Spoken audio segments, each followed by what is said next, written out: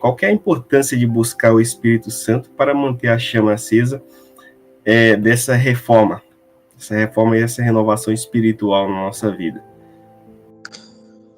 Olha,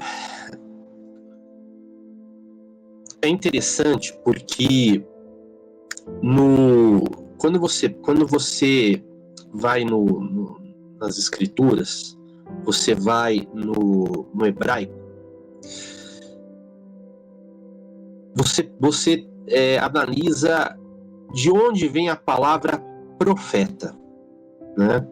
Então, profeta, ele vem de uma raiz hebraica chamada navi, né? E está intimamente ligada à ação de declarar, de proclamar, de gritar. O seu equivalente no grego, que é texto do Novo Testamento, é profetes, que indica uma ideia, né, de ser um mensageiro, né? Porém, é também uma palavra muito mais complexa, né? Justamente porque é composta por dois radicais, pro e feme. Então, enquanto feme vai significar também dizer e proclamar, o pro pode significar antes de ou no lugar de alguém. Então, queridos, é justamente isto que pressupõe uma reforma: ser uma voz profética.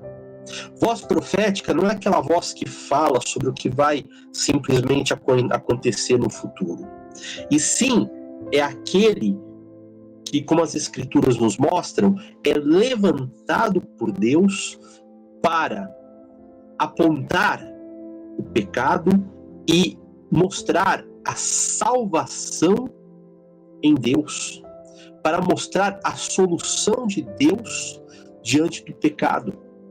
Então, a reforma protestante, ela foi uma voz profética, tá? Apesar de incompleta, ela foi uma voz profética. E assim também devemos ser nós, presbítero Williams, vozes proféticas. Então, não há nada mais bíblico e mais sintonizado com o espírito da reforma do que você ser pentecostal, no sentido de você crer na atualidade da operação dos dons do Espírito Santo. Mas até mesmo o Espírito Santo não contradiz o que foi revelado nas Escrituras. Ele não vai contradizer o que está escrito. Ele sim vai apoiar. Se você ver alguém profetizando contrário ao que está estabelecido nas Escrituras, você pode duvidar. Você pode ficar com um pé atrás e com até dois pés atrás, porque o Espírito Santo não vai contradizer o que ele próprio revelou. Nesse sentido, nós precisamos ser, sim, pentecostais. Nós precisamos buscar a unção do Espírito Santo. Por meio de se tornar uma voz profética, os reformadores justamente contestaram a mornidão da igreja da sua época, contestaram a religiosidade vazia, baseada, como explicou o pastor aqui, em dogmas, baseada em preceitos que não passam de tradições humanas. E é justamente no poder do Espírito que pregaram as teses, até isso parece uma coisa estranha para nós nos nossos dias, ele ir lá e pregar na porta, né, da igreja, mas isso está perfeitamente alinhado àquele seu tempo. Era uma prática, né, um ato de protesto dentro do seu tempo, dentro do seu tempo. Não é uma questão de ofensa, não é uma questão de desrespeito, não, é uma questão que na época era totalmente aceitável, de proclamar, né, a sua posição. Então, queridos, nós temos que voltar a isto, ser atalaias, como os profetas eram atalaias de Deus no passado, Como Isaías se levantou, por exemplo, e falou, né? Ai daqueles que grunhem, né? Que chorreiam, né? Que consultam os mortos, em favor dos vivos consultarão os mortos? Não! A lei é o testemunho. Se não falarem desta maneira, jamais verão o amanhecer, jamais verão a alva, ou seja, jamais verão a salvação. Então nós temos que voltar a este espírito, porque não há como estar na palavra se estivermos em dogmas, se estivermos apenas em religiosidade. O espírito é que vivifica. A letra mata, o espírito traz vida, e o espírito precisa caminhar com a palavra, porque ele traz, por meio da palavra, a vida. Ora, o que é a salvação, o que é a nova aliança, senão aquilo que disse outro profeta, Jeremias, que na nova aliança o Espírito Santo escreveria a lei de Deus no coração do ser humano. Então, queridos, isso é reforma. Isso é uma necessidade para nós hoje. Isso deve levantar homens e mulheres cheios do Espírito Santo e de poder para proclamar verdadeiramente a palavra de Deus. A palavra verdadeira está escrito, como você citou, presbítero Williams, para proclamar isto com poder. Então é nesse espírito, queridos, que nós temos que nos voltar, que nós precisamos buscar a reforma.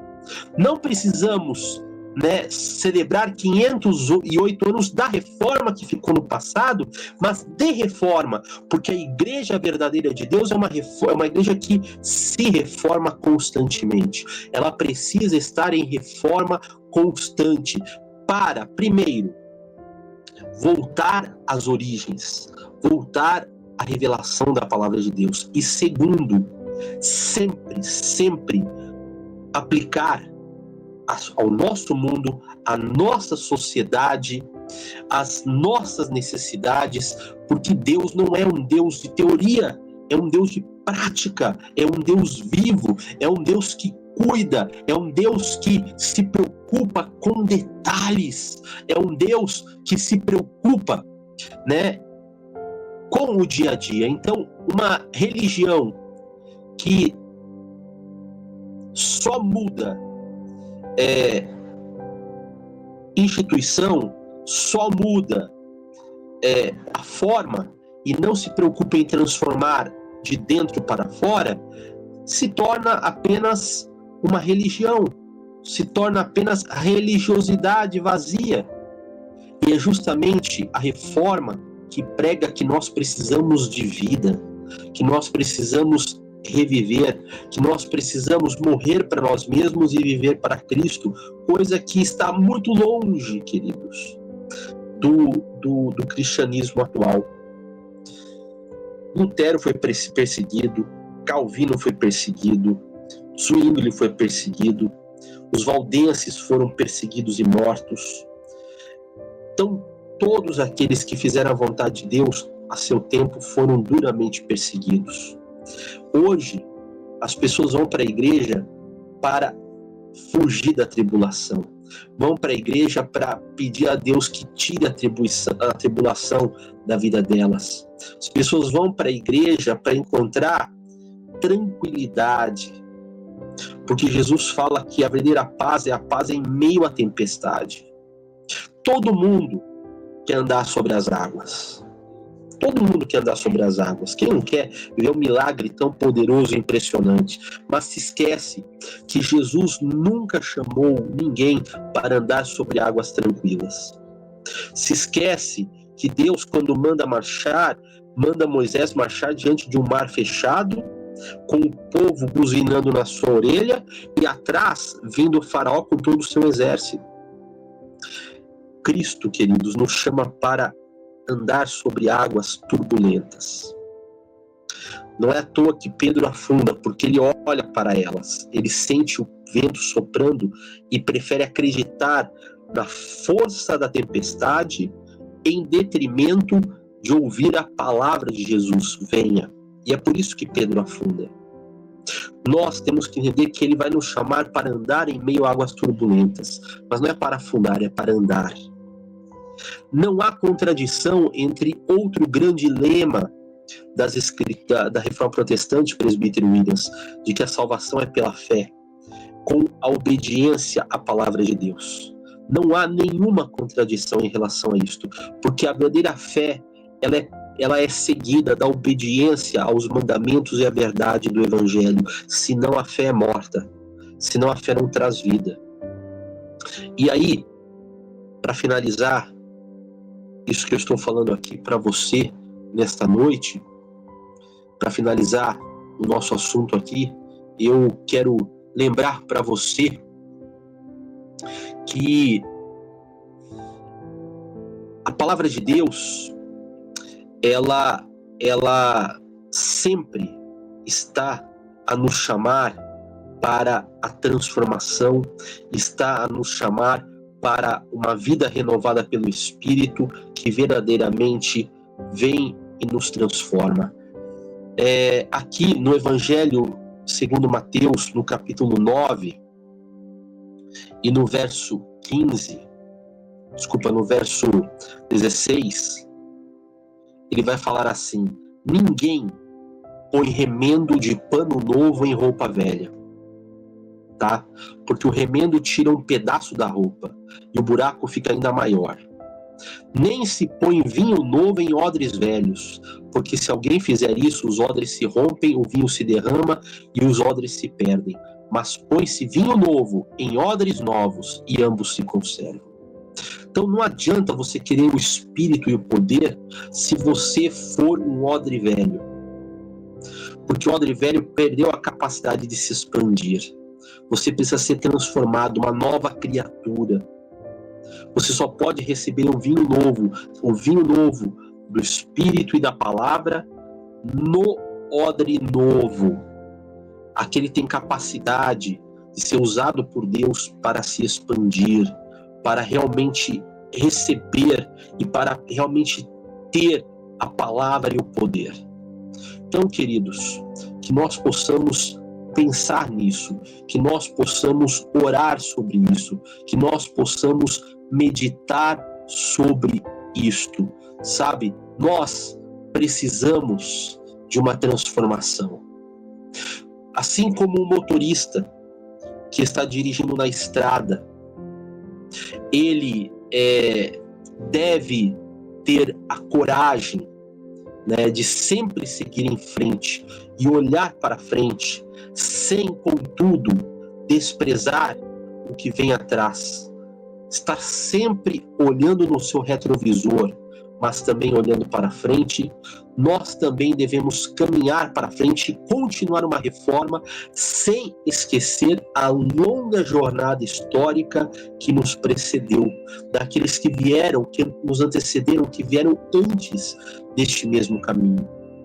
Então que nós possamos, no nome de Jesus, fazer isso, e só podemos fazer isso, presbítero Williams, cheios do Espírito Santo.